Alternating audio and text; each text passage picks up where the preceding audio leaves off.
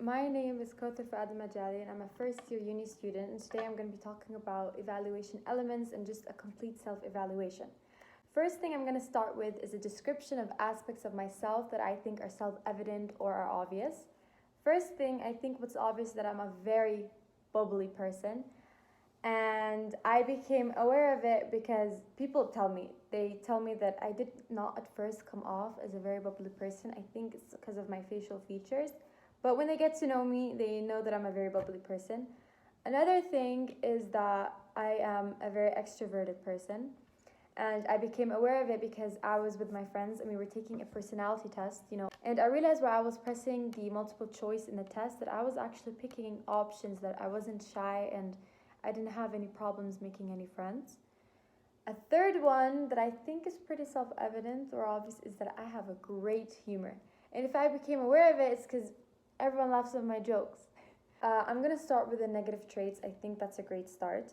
2 negative traits that I was not aware of. First one is that I lack boundaries. By not being able to say no, but the boundaries by allowing people into my bubble to people who don't deserve it, or problems with cutting off toxic people from my life.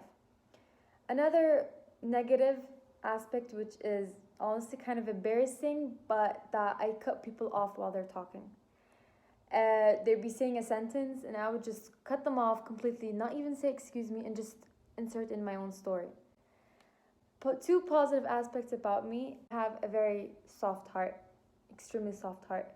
I think about other people's benefits all the time. Second positive aspect is that I have a great deal of patience. Great deal of patience. Huge deal. So I'm going to start again with the negative aspects. For lacking boundaries, I realized this because of my best friend. She told me while we were both on a call that I need to learn how to set boundaries to myself so people can be clear that they shouldn't walk over me, and how that I would find more peace if I was able to remove toxic people from my life. The second one was about talking and crossing people while they're talking, was actually with my family. It was during lunch and we were sitting down and I think I was getting a little excited and I was cutting them off and everything, and my family told me, "Do you realize how you're always cutting us off when we speak?" And I sat down for a while and I thought about it. I was like, damn, yeah, I do that.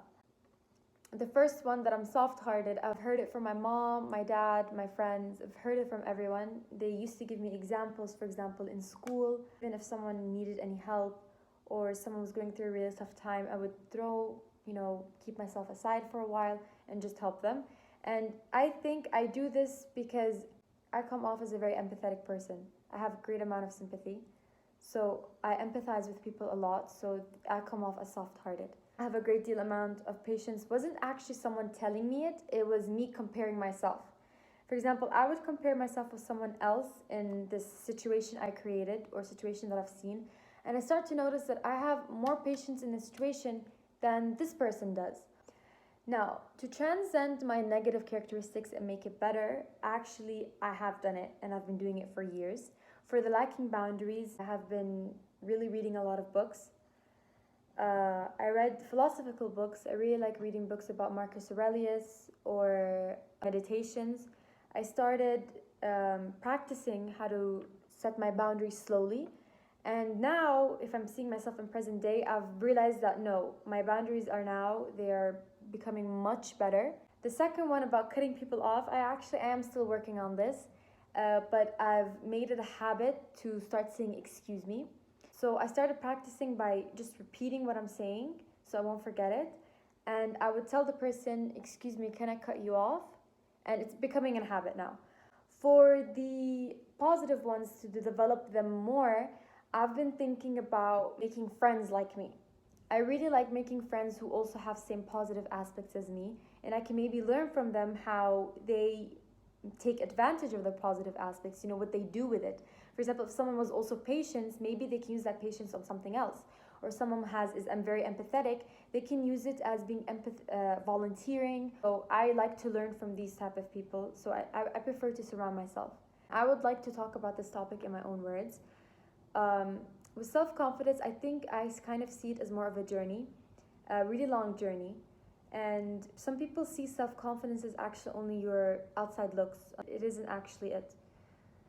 Self-confidence is actually recognizing your negative aspects without getting angry. Or when people talk to you about yourself negative aspects and you don't get angry at them, instead you take it in and you fix it. And thank you.